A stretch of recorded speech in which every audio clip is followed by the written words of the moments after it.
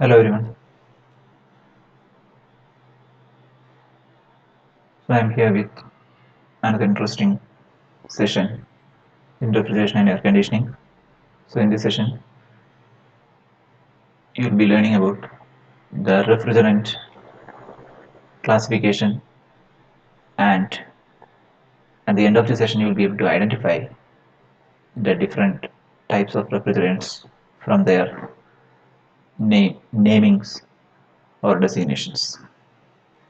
So refrigerant, as you know, it is a working medium in a refrigeration system or in an air conditioning system. So the function of a refrigerant is to absorb heat while passing through the evaporator and reject the heat to the surrounding when passing through the condenser. So as we have seen in the very first session in the refrigeration and air conditioning series in the history, the first refrigerant used was ether by Perkins. Now, broadly, the refrigerants could be classified into two: primary refrigerants and secondary refrigerants. The difference being, so the primary refrigerants could be used as directly in a vapor combustion refrigeration system or a vapor absorption refrigeration system where a refrigerant transport medium combination is used. On the other hand, the secondary refrigerant is used for transporting thermal energy from one location to another. So that is just as a acts as a transporting medium, not as a actually as a refrigerant.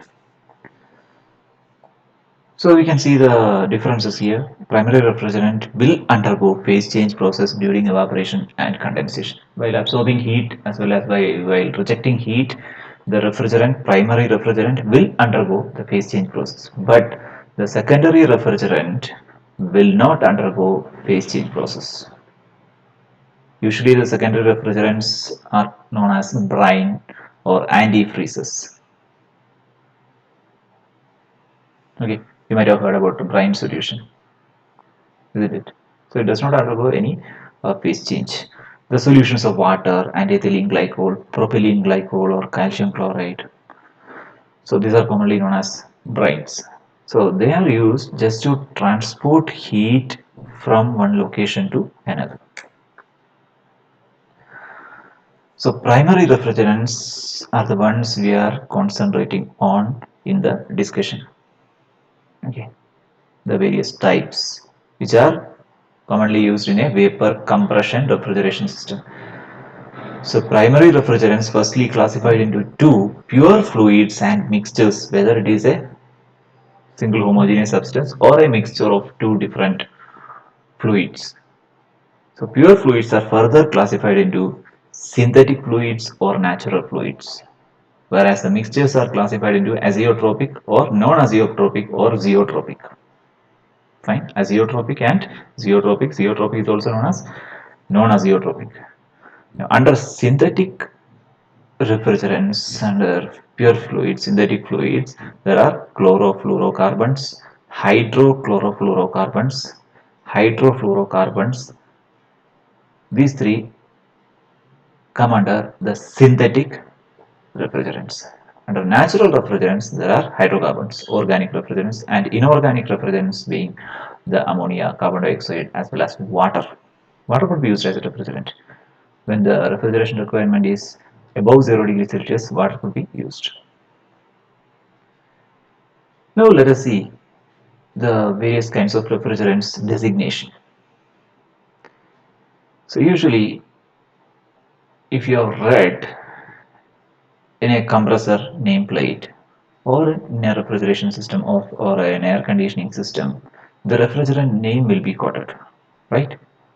The first letter being R, uppercase R, followed by certain numerals as well as a combination of some alphabets, right? For example, R134A or R410A, R717. All these are kind of typical names for refrigerants. So from the number, one can get some useful information about the type of refrigerant, its chemical composition, as well as molecular weight. All these things could be read from the name designation. So we will see how it is designated. The first one, fully saturated halogenated compounds. If the refrigerant is in this category, the naming will be like this: CmHnFpClQ. C stands for carbon, hydrogen, fluorine, and chlorine, in which this N plus P plus Q, the last three compounds, the summation of last three compounds is equal to 2 times the first compound plus 2.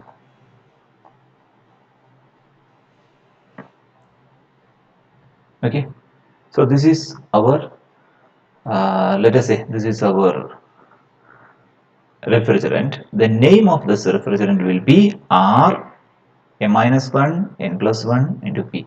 This will be the name R M minus 1. If M is 2, it will be here 1. If N is something else, plus 1 plus P. Let us see an example.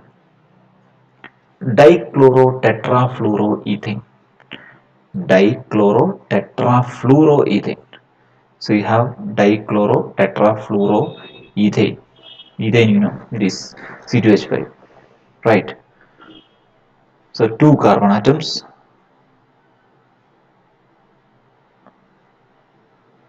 no hydrogen atom.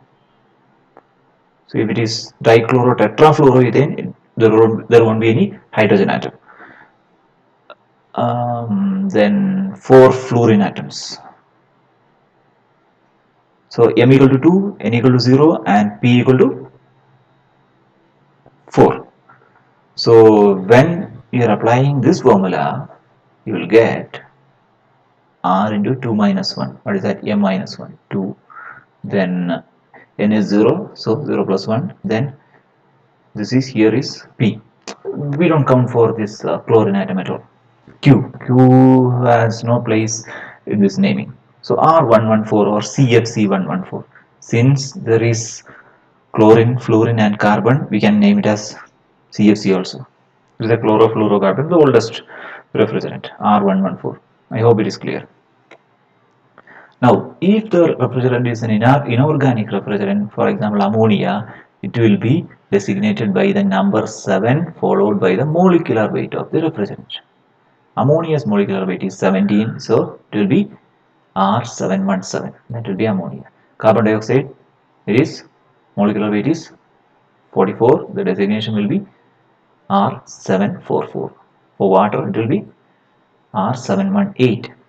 So this is the way the inorganic refrigerants are designated. Now, if it is a mixture, whether it is azeotropic or zeotropic mixtures, these are designated in two series. If it is azeotropic, these are designated by 500 series, and if it is non-azeotropic, it will be designated by 400 series. So R500, if the refrigerant name is specified as R500, it is a mixture of R12 and R152A. If it is R502, it is a mixture of R22 and R115. These are the standards universally recognized.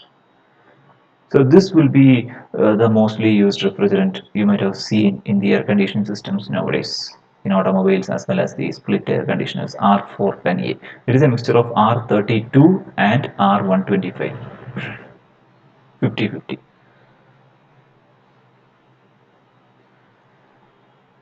So let us stop for the session today. We'll continue the discussion with the required properties of an ideal refrigerant in the coming session.